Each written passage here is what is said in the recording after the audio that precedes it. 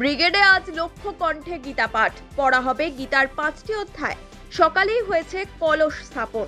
ইতিমধ্যে এই অনুষ্ঠানে অংশ নিতে ভিড় জমতে শুরু করেছে ব্রিগেডের ময়দানে। শঙ্খধ্বনি ছাড়াও এদিন সেখানে সাংস্কৃতিক অনুষ্ঠানেরও আয়োজন করা হয়েছে। এদিকে লক্ষ্য কণ্ঠে গীতা পাঠ অনুষ্ঠানের প্রাক্কালে মধ্যরাতে ব্রিগেড গ্রাউন্ডে উপস্থিত ছিলেন বিজেপির রাজ্য সভাপতি ডক্টর সুকান্ত মজুমদার। ব্যবস্থাপনা খতিয়ে দেখার পাশাপাশি নানা কাজেও হাত লাগিয়েছিলেন বিজেপির রাজ্য সভাপতি। উপস্থিত সদস্যদের নিজে হাতে খাবার পরিবেশন করেছিলেন সুকান্ত মজুমদার। দেখতে পাচ্ছেন কুয়াশা, ঠান্ডা প্রচন্ড, কিন্তু অলরেডি 1,500 থেকে 2,000 লোক চলে এসেছে।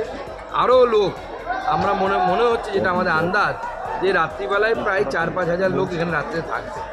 এবং পূজনীয় শঙ্করাচার্য আসছেন, দ্বারকা মঠের শঙ্করাচার্য, এবং প্রায় 1000 সাধু সন্ন্যাসী বাবা যারা আছেন তারা আসবেন।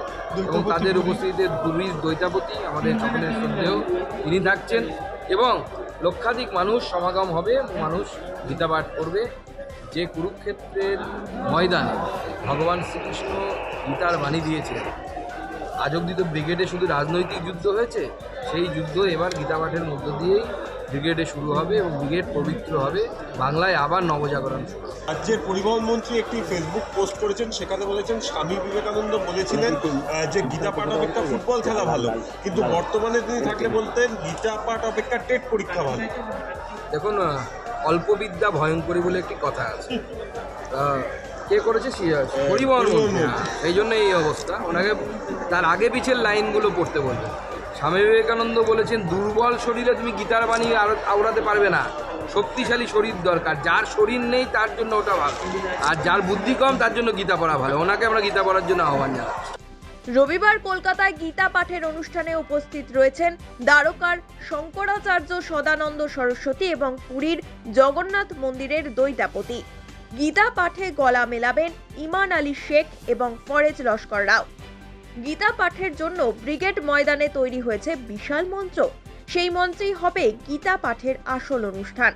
বড় মঞ্চের নিচে একটি ছোট মঞ্চও তৈরি হয়েছে, সেখানেই হবে সাংস্কৃতিক অনুষ্ঠান। এদিন প্রচুর সাধু সন্ত সমাগমের সাক্ষী রইল মহানগরী কলকাতা। সেখানেই সমস্বরে গীতা পাঠে মেতে উঠছেন সকলে।